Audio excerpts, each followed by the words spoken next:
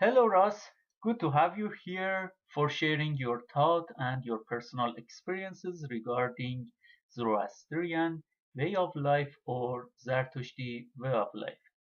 Would you like to introduce yourself a bit, please? Absolutely. Ushtave, Arvin. My name is Ross Coyle. I'm Irish. I live in Dublin.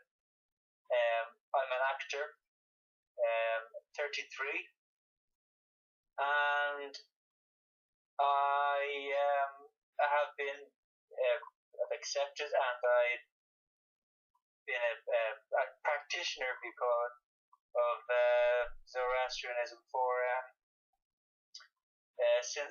nearly a decade. Yeah, nearly 2004. Yes. All right, nice. So let's have a look and discussion actually concerning some concepts of Zoroastrian way of life and Zarathustra's teachings. One of very important things in Zarathustra's thought is that we are not supposed to blindly believe something, but we are supposed to think wisely, get to know something, and then making a right decision. What do you think about this aspect of Zarathustra's philosophy concerning being wise enough and not to believe blindly? I think that what Zarathustra was uncovering, because it's the truth, was that enlightenment is not giving answers to people. It's not enlightenment is not uh, telling people the right way to do things, the giving people instructions. Enlightenment is getting people to ask questions of themselves, to think themselves about life and their experiences. It's actually about treating people as equals, as equal minds.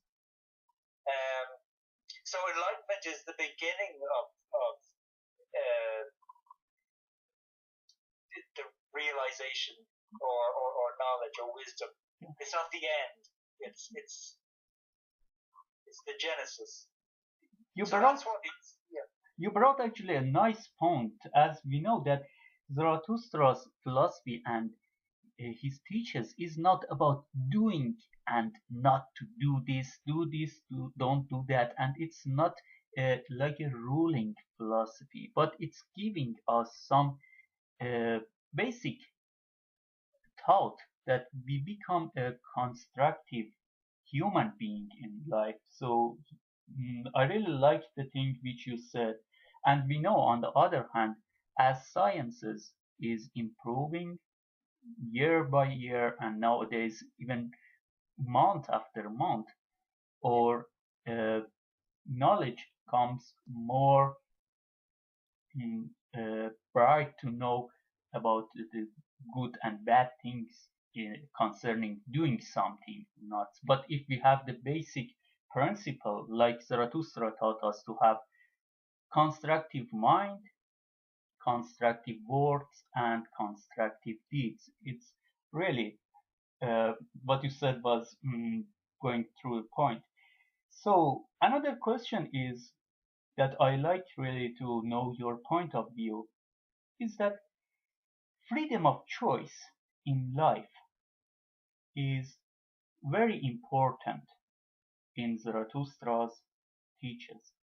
We as Zoroastrians, we come to know and we come to know that freedom of choice is a very very important uh, things about our faith, and we do not believe in predestination. What do you think about this part? I think Zarathustra makes it very clear in the Gathas that the choice, the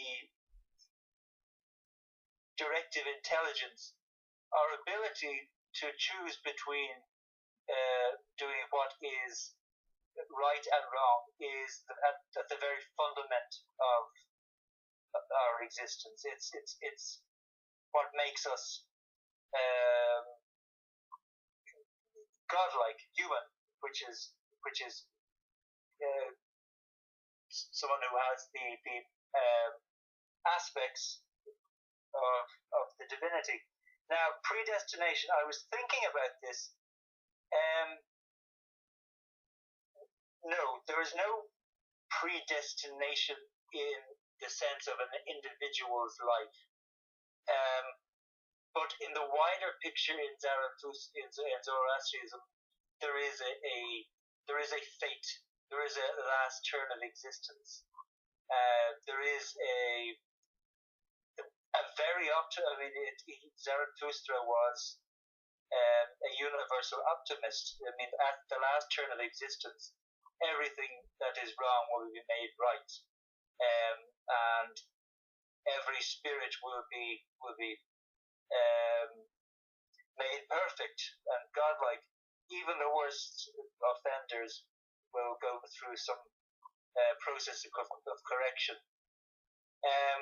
But no, within one life, one human mortal life,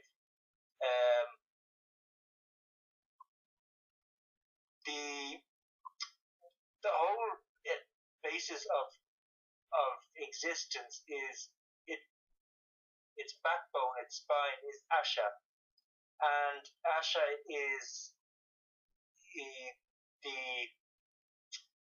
the laws, primal laws that come from Zarathustra, from Ahura Mazda's supreme mind, and they are immutable, even for Ahura Mazda himself. Everything is created. Everything is created on these laws, on Asha, and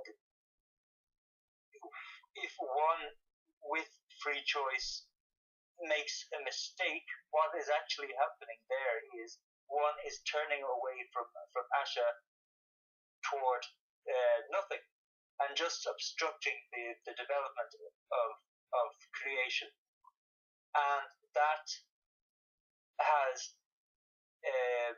effects.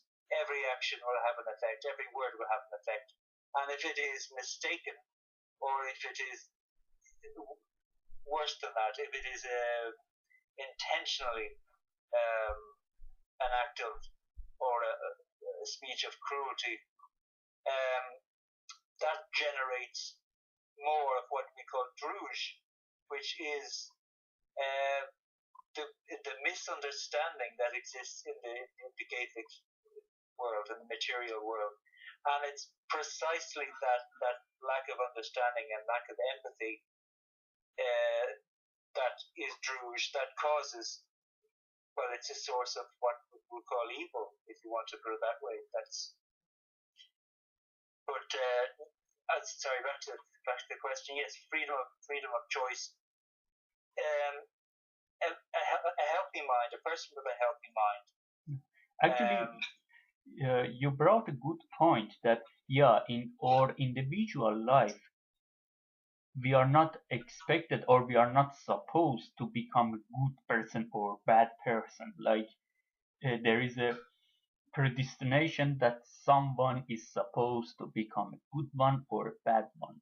But on the other hand, it was very nice that you mentioned about the final, the eventual things which Zarathustra is teaching us. As you said, it's an optimist teacher that wants to us to think that world is developing and becoming much better and better place to live, not only for human beings, but for plants, even animals in the future, and that needs everything in the universe, absolutely everything. Yes. And that needs our cooperation to work constructive, as you said, through Asha, and be a constructive agent on the earth to make that bright future comes. We are not waiting to see the world is going to be in disaster and all these beauties are going to destroy, but we are optimists trying our best in a constructive way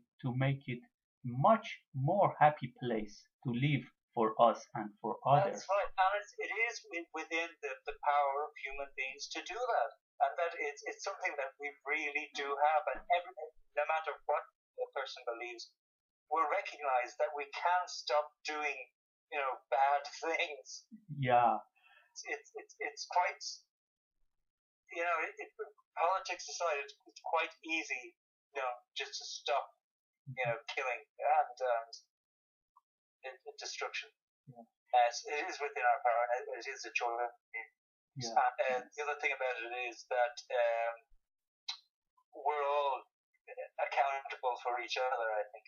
Mm-hmm. I think to some level we're all culpable for each other. Yeah. Nobody does something in isolation. Yeah. They do something because something has been done to them. But in there is the element of choice. But it's our work as humanity to improve the world. It's not about individual people, and it's not about. It's certainly, as you say, it's not about waiting for the Lord on his chariot to appear. That's not. And on the other hand, as we have a freedom of choice, we Zoroastrians know that there is nothing like Satan or like a devil really. But we human, if we turn against Asha, which we do destructive action, destructive deeds, we become brutal, we become a bad person, and devil or bad agent. It's ourselves that we can become if we do bad things, nothing outside. Which as we have freedom of choice, when we make some mistakes, or if we call it sin, we cannot say that it was devil's will to guide us through that. It's ourselves that we are choosing to become a destructive. So, Ross, what do you think about the equality of men and women in Zarathustra's philosophy? It is interesting when we look that Zarathustra's period of living was something near to 4,000 years ago, and when we read the Gathas, his provoking thought message, his provoking thought books, we can see that concerning his youngest daughter Prochusta's marriage, some around 4,000 years ago, he is giving freedom and just guiding her daughter that I choose this person as a good constructive man, but you as my daughter, go and think by woman, go and think by good thought and make your own decision. It is sometimes when we think, it is really wise that thousands of years ago, even nowadays we can see maybe 200, 300 years ago, in many societies, human societies, still was not becoming to this much of, appreciating gender, like, okay, you go and think by yourself. Yes. On the other hand, we see that Ahura Mazda, the wise creator, the wise Lord, the words Ahura Mazda also, the words that we are using for calling God, yes, it has both genders inside. Right, in linguistic, but in general, Ahura Mazda, in general, God is not either man or woman. It's like appreciating. So would you please talk about these two matters concerning equality of men and women and word Ahura Mazda? Absolutely. In spiritual terms, the equality of men and women is, I think equality is, I don't think, a good word. It's not a helpful word. What equality is, 5 equals 5. That's equality. But an apple is not an orange. But they're both valuable. They're both the same. So I would say that it's a man and a woman are both manifestations of Ahura Mazda, and they're as good as each other, or as good as anyone else. Because I mean, the term equality is quite tricky. Now, the Zarathustra and his marriage of his daughter. It was his daughter, wasn't it? It was his daughter, yes. Yes, it was the youngest daughter. Yeah. That is a perfect example of what is an enlightened view of marriage. But what is very interesting, and I think this is something that's very important, is that he refers to in the script, although he didn't, it's not a script, but he talks about them as working together, as loving each other, as helping each other, as so it's not. They're very much partners, co-partners in the relationship. Excellent, yes. Yeah, they're co-partners, and it's not about love at first sight. It's not the kind of the way romance is portrayed today. They work for through each other, and they help each other and I think that it's the perfect formula, if you want to use that word, for marriage. Ahura Mazda and gender. Now, Ahura Mazda and creation. It's and I don't want to make a comparison here, but you'll see from what I say. Ahura Mazda is part of creation, or creation is part of Ahura Mazda. It emanates from Ahura Mazda. We human beings are fundament is a soul, that's a spark from Ahura Mazda. So Ahura Mazda is not only not defined in gender, but it's just a useful term, or maybe we should get rid of it. But Ahura Mazda is not defined by species, not defined by anything. Ahura Mazda is both the source and the substance of creation. It was nice, and besides, Ross, I remember that in a part of the Gathas. Okay, I think my voice is not very good. You please continue. No, I can hear you. But it has some echoes. So, you please continue this topic. Well, yes. Ahura Mazda is both the source and the substance. The easiest way to begin to understand the world around a conscious mind, for a conscious mind, is to understand other. And when societies think about a greater mind, a supreme mind, the one that generates everything, it's easier to explain it by saying this God, this Lord Ahura, Lord this.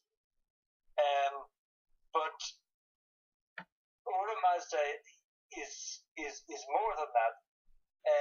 We can pray. I mean, we can pray to Ahura Mazda, but what we're in fact doing is looking inward, is asking inward. When Zarathustra prays, and sometimes he's begging, it's interesting to notice that Ahura Mazda very seldom, as Ahura Mazda, replies. What happens is Zarathustra is asking questions of himself and gain them from Srosha, because the flame of Mazda, the divine spark, is within everybody. And that is why the idolatry is so it's not applicable to Zoroastrianism, because Ahura Mazda has no specific form. The emanation of Ahura Mazda is everything. The opposite, which is which was characterized by, I think it was Ahriman, does not exist. So just as Ahura Mazda is everything that exists, Ahriman is everything that does not exist. And when we say that somebody has done something that is, or when they did in the past, evil, it means against creation, against what is, against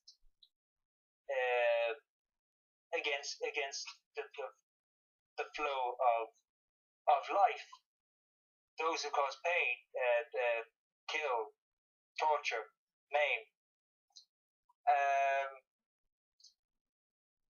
So Ahura Mazda and Zoroastrianism is, and I experience it this way, it's a mystical religion in this sense. Mystical as in personal union with the divine. In one of the gathas, Ahura Mazda, or Zarathustra rather, says that silent meditation is best he says for man, but I mean men and women. We don't need to kneel before statues or enter churches or make these offerings to some thing we imagine to be in the sky. We look inwards into ourselves, and in there we find Ahura Mazda, and these experiences, anyone can have them. I mean, sometimes it takes training to do them. Excellent point that we look inward to find the God. We don't seek God somewhere outside in the sky or somewhere inside the earth or nowhere. God is everywhere. God is inside everything, and we are a part of God. God is not separated from universe, and universe is not separated from God. It was very nice points that you brought up. But Ross, thank you very much for this short interview. I hope that we can have much more session together talking about some aspects and some parts of Zoroastrian way of life. And at the end, as Zarathustra himself prays for all good people in the world, you and me also, we pray for all constructive people in the world who are helping the world to become happier, more developed, more advanced, and more civilized. And they are doing righteousness. Whoever they are, whether they are women, men, from any countries, from any religions, we pray for all good people in the world. So thank you very much, and Ushdate, have a nice evening. Ushdate. Amazon.